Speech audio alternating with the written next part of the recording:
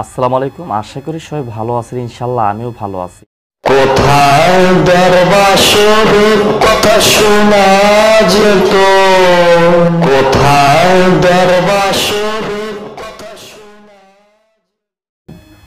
মারফতের নিয়ে কিছু আলোচনা করতে বলছিল, আমার কিছু কমেন্ট করা হয়েছিল কিছু আশিকান জাকির।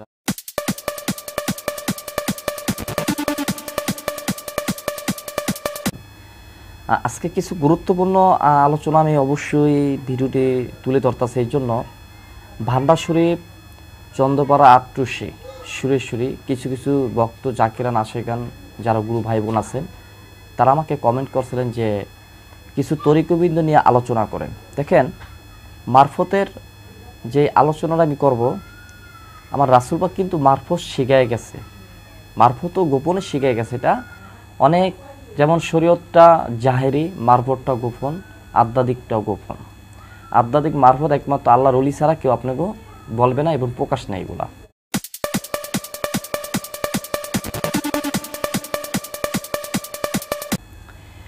মারফতের যেই আল্লাহ পাকের যেই বান্দা মারফত যার উপরে দরজা খুলে গেছে, আল্লাহ আরশ পর্যন্ত, ওখানে আসমানের যেই পরিষ্কার, মানে আপনার যেই মারফতের দরজাটা, যখন একটা মানুষের, আল্লাহর বান্দার চোখের সামনে একটা পর্দা থাকে, এই পর্দা থাকলে অর্থাৎ একটা দেওয়াল থাকে, এরকম দেওয়াল, এই দেওয়ালটা থাকলে কেউ আপনাকে দেখতে পারবে না। আচ্ছা, এই দেওয়ালটা যখন সরে যায় তখন আপনি ওই সাইডে কি আছে না আছে সব দেখতে পারবেন।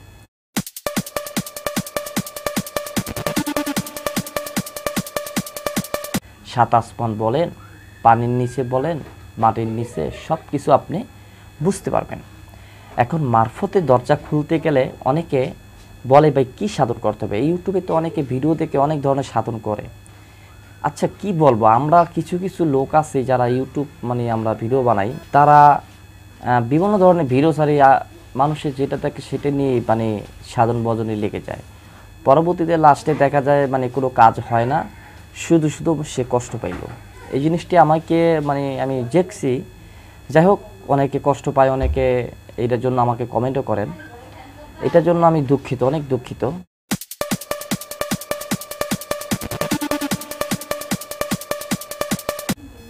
যাই হোক, কষ্ট পাবেন না।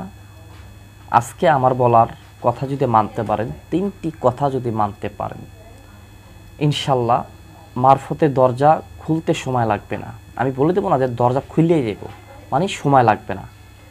একমাত্র মারফতের দরজাটা, দেহের ভিত্তিতে দরজাটা খুলতে পারে, সে একজন আল্লাহর অলির পরিণত হয়ে যায়। এটা আমার মুখের কথা না, একজন আল্লাহর অলির মুখের কথা, যে তার দেহের মোবারকে যে মারফতের দরজা, মাতা জ্ঞান, তখনই বেশি লাভ হয় যখন মারফতের দরজাটা সে খুলতে পারে, আল্লাহ পাক খুলে দেয়। মানে আমরা তো খুলতে পারবো না, আমরা ওই সাধন ভজনেই আল্লাহ পাকে খুশি হয়ে দরজাটা খুলে দেয়। এটার জন্য আমার 3টি কথা আপনার মানতে হবে। যদি মানতে পারেন তাহলে কাজ হবে। 3টি কথার বলার আগে আমাকে কমেন্ট করছিল এক ভাই যে আপনি কি জিন্নাতের চিকিৎসা করেন কি না, আপনি জিন্নাতের চিকিৎসা করেন কি না, আপনি কুফরি কালাম মানুষকে হয়রানি করে রাখছে, এটা কি সুস্থতা লাভ করা দিতে পারবেন কি না।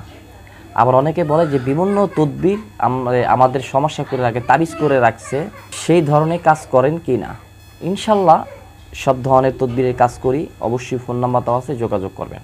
এবার আসেন জানি 3টা কি গোপন কথা, তা মানতে পারলে অবশ্যই আপনি মারফতের দরজাটা খুলতে পারবেন।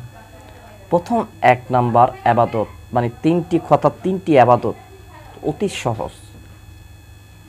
1 নম্বর ইবাদত, যার হাতে আহলে বায়াত গ্রহণ করছেন, যার হাতে তরিকত লইছেন, যে আল্লাহর ওলির হাতে বায়াত গ্রহণ করছেন, সে আপনাকে কি ইবাদত দিছে?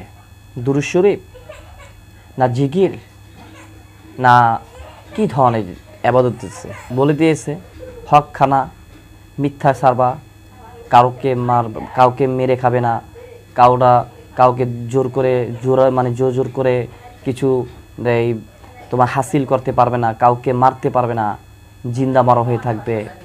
মানুষ যদি তোমাকে খারাপ যদি বলে, তুমি মাথা নিচে করে সহ্য করবে, কাউকে কষ্ট দিবে না, তোমার ধারায় কেউ কষ্ট না পায়, এইসব ধরনের কথা বলে দেয়। সে কথাগুলো 1 নম্বর আপনার মানতে হবে। আর 2টা যেই ব্যাপার ইম্পর্টেন্ট, খুব ইম্পর্টেন্ট, এই 2টা ব্যাপার যদি আপনি জানতে পারেন খুবই উপকৃত হবেন।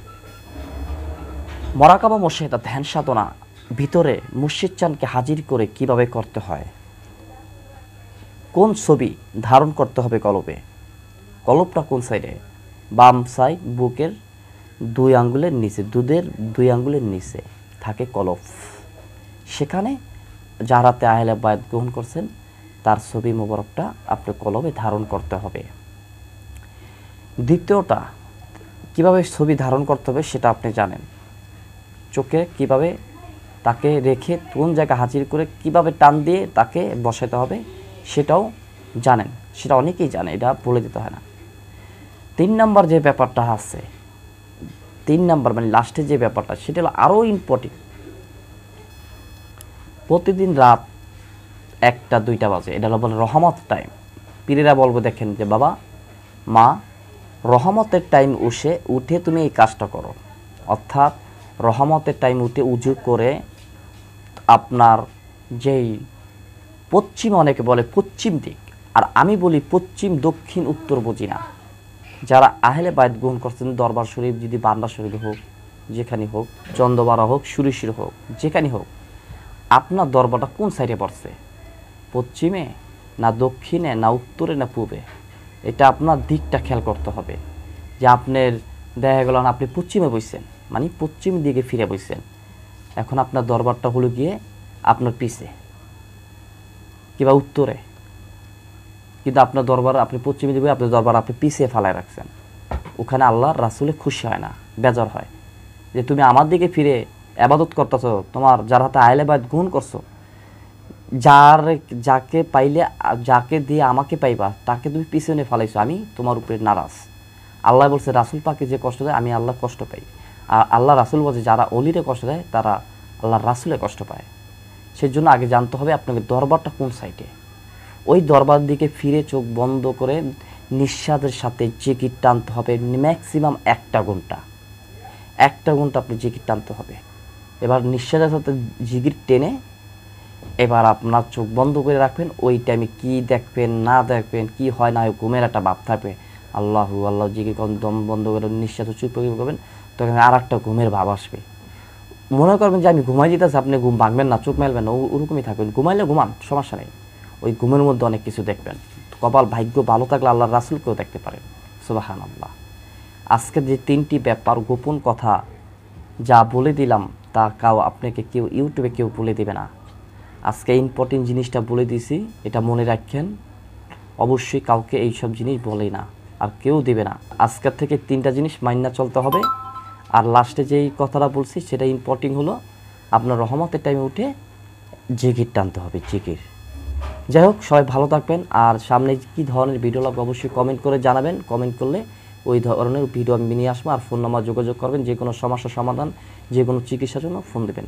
সবাই ভালো থাকো, সহি সালামত থাকো। আসসালামু আলাইকুম। আমাদের ভিডিওটি ভালো লাগলে অবশ্যই চ্যানেলটিকে সাবস্ক্রাইব করে রাখুন, পাশে বেল আইকনটি ক্লিক করে দিন ও আমাদের নতুন আপডেট ভিডিও পেয়ে যাবেন। তো সবাই ভালো থাকবেন।